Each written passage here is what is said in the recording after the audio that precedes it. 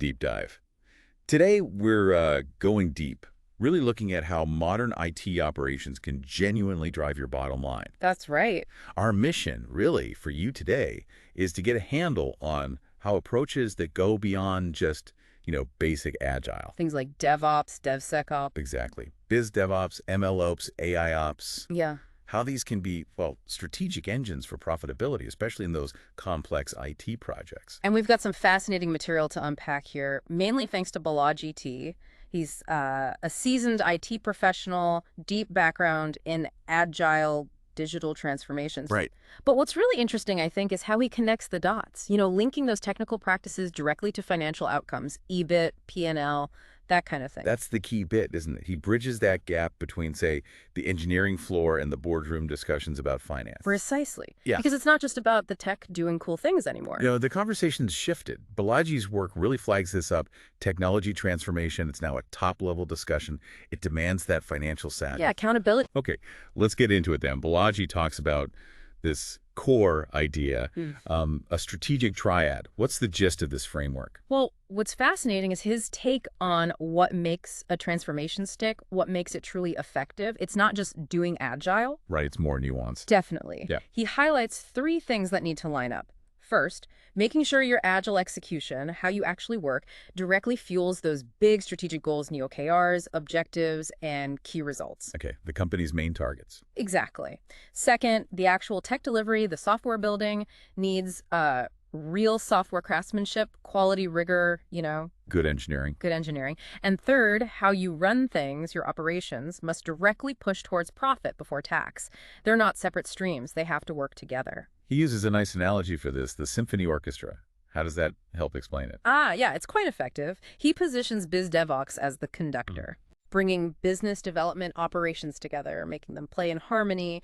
Then you've got DevSecOps, ensuring, let's say, the instruments are all in tune and secure, no jarring security flaws. Right, quality control. And then MLOps and AIOps, they're like the star soloists, constantly evolving, adding unique value, machine learning, AI, all contributing to that profitable performance. It really visualizes that need for collaboration for financial success. Okay, so let's really dig into these specific approaches now and how they actually generate profit. He starts with DevOps, calls it the nervous system of value delivery.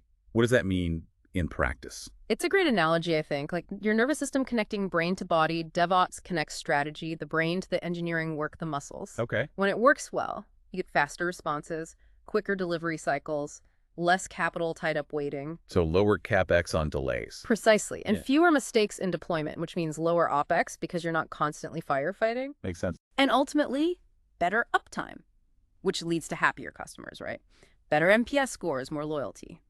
Better revenue retention. And this isn't just, engineers feeling good. There's a hard business number attached. Oh, absolutely. Balaji points out that solid DevOps can cut the cost per feature deployment by, get this, 15 to 25%. Wow, that's significant. It is, and that hits your EBIT directly, your earnings before interest and taxes. So DevOps isn't just speed, it's serious cost saving and revenue protection. It's a financial lever. Okay. Next up, DevSecOps. Mm-mm. And he challenges that old view of security just being a cost center, doesn't he? He really does. He reframes it as risk-adjusted capital preservation. Okay, unpack that a bit. Think of it like insurance almost. The money you invest up front in embedding security in DevSecOps, it's protecting the capital you already have by reducing the chance of big losses from breaches or vulnerabilities later on. And he has a concrete example. Yep, from a big banking project. They integrated SaaS, that's static application security testing, checking the code itself, and DEST, dynamic testing, checking the running application. Right into their CI/CD pipeline, the automated release process. Exactly, and the result. A 32% drop in vulnerabilities found after release. The estimated saving was around $1.2 million a year. That's a very clear ROI. Undeniable. And for executives tracking this, what KPIs does he suggest for DevSecOps? He focuses on things that matter at that level. Cost of compliance, always a big one. Risk exposure per release, how much risk are we shipping? And the change in risk-adjusted EBITDA. Basically showing how security improves the bottom line when you account for risk. So embedding security isn't just defensive, it's actively protecting financial health. That's the core insight. You're preserving capital. Now, BizDevOps, the alignment engine. This sounds critical for bridging that classic business IT divide. It really is. And it's not just IT understanding business needs. It's crucial that it's a two-way street. Business also needs to grasp and maybe adapt to how tech gets delivered iteratively now. A mutual understanding. The reciprocal thing, yeah. Uses another analogy here, too, the Formula One team. How does that illustrate it? Yeah, another good one. Think of biz as the sponsor resources, strategy. Dev is the car itself, the tech. Ops is the pit crew, keeping it running smoothly. Okay. Now, if each one just optimizes their own little piece, the team won't win consistently.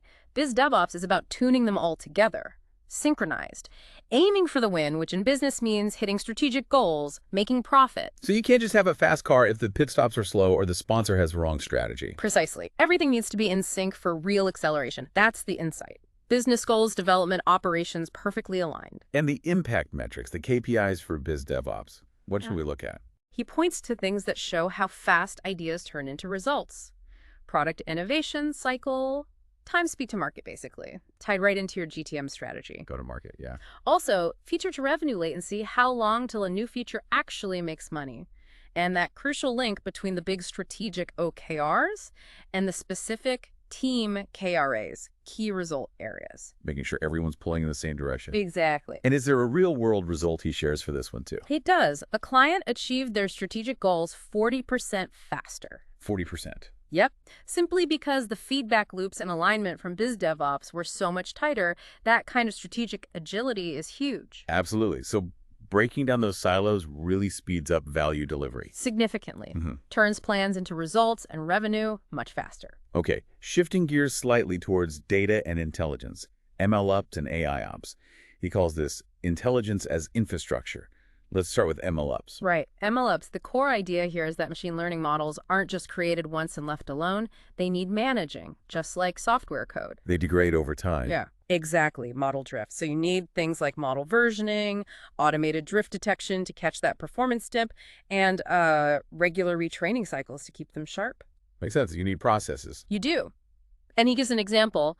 A retail client improved their prediction accuracy by 50% using MLOps practices. 50%. And the impact directly boosted revenue through better dynamic pricing. So the insight is, to really harness ML, you need that robust operational framework MLOps managing the lifecycle. And AIOps. Right. How does that complement MLOps under this intelligence as infrastructure's banner? AIOps is about turning AI and machine learning inward onto IT operations itself. Making IT smarter about itself. Kind of, yeah. Think self-healing systems, spotting anomalies before they become major outages, smarter alerting so you focus on what truly matters. It's not science fiction, it's practical now. And an example here. A logistics firm. They used AIOps to slash their MTTR, mean time to repair. How long it takes to fix things. Right. From over 3 hours down to just 17 minutes. Wow, that's a massive difference. Huge. And that improvement boosted their SLA-compliant service level agreements by 18%, which in turn actually opened doors to new GTM partnerships. So better operations led directly to new business opportunities. Exactly. Reduced downtime, improved efficiency, cost savings, and new business. That's the AIOps insight. Okay, to really crystallize this, Balaji presents a profitability matrix. Can you walk us through how these pieces connect directly to financial metrics? Yeah, this matrix is super helpful. It draws clear lines. DevOps, speeding up time to market. He links that to potentially 6-8% higher revenue KGR. Compound annual growth rate. Okay. DevSecOps, cutting vulnerability costs, potentially adds 4-5% to risk-adjusted EBITDA. Healthy. BizDevOps, streamlining that strategic OKR cycle can lift EBIT margin by 3-5%. Nice margin improvement. MLOps, improving model accuracy, directly increases revenue per transaction. No specific percentage given there, but the link is clear. Direct revenue impact. And AIOps, lowering MTTR, boosting uptime, that reduces OPEX and increases profit before tax. Again, no hard percentage, but a direct positive financial impact. Seeing it laid out like that really drives home the connection between these, well, sometimes seen as just technical practices and the actual P&L. Absolutely. It gives you that line of sight. He also makes a strong point about engineering excellence. The fundamentals not just being good practice, but an operational lever. Yeah. What's he getting at there? Exactly. Things we often talk about: clean code, automated testing, infrastructure as code, TDD. test-driven development. The building blocks? Right. They aren't just nice to haves for engineers. They directly impact operational efficiency and profitability. He mentions a telco client. Yeah. They cut their rework time spent fixing stuff already built from 11% down to 3%, just by focusing on these fundamentals. And the impact of that reduction. It freed up 2 whole Agile teams. Instead of fixing, they could build new things, deliver new value. So better engineering quality directly translates to increased delivery capacity. Precisely.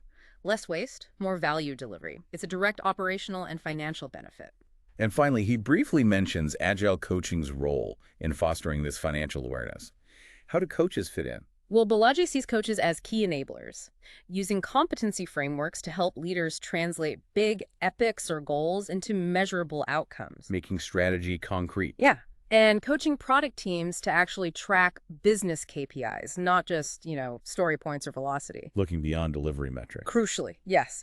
And weaving financial awareness into the regular Agile ceremonies, the cadences, making sure the team understands the why behind the work in business terms. So empowering teams with financial context helps them make better decisions. That's the idea. Better decisions that ultimately contribute positively to the bottom line. So really, the overarching theme here is a fundamental mindset shift, isn't it? Absolutely. Balaji's driving home that for leaders today, Agile, DevOps, all these related practices, they're not just IT jargon, they are financial instruments. Risk hedges, revenue catalysts. Exactly. Powerful tools for the C-suite. He's urging leaders to see past DevOps as just, a faster release pipeline. Right. And recognize it instead as a core business profitability architecture. Something designed for EBIT optimization, P&L clarity, a sustainable GTM strategy. It's connecting those operational efficiencies directly to financial health, a really vital link. And it's worth saying again, Balaji.T comes at this from a place of understanding both sides, the Agile practices and the EBITDA and go-to-market implications. He really does bridge that gap effectively. Okay, so to wrap up our deep dive today, these modern IT operational paradigms, DevOps, DevSecOps, BizDevOps, MLOps, AIOps, when you implement them strategically with that financial lens. They're not just tech enablers. No, they become powerful engines driving profitability in today's, let's face it, complex business environment. Which brings us to a thought-provoking question for you, the listener. Thinking about all this, how might really digging into the financial side of your current IT practices, how might that reveal some hidden opportunities? Untapped potential for growth, for efficiency. Yeah. It's about seeing that deep connection, isn't it, between seemingly technical processes and the ultimate bottom line result, something to really mull over.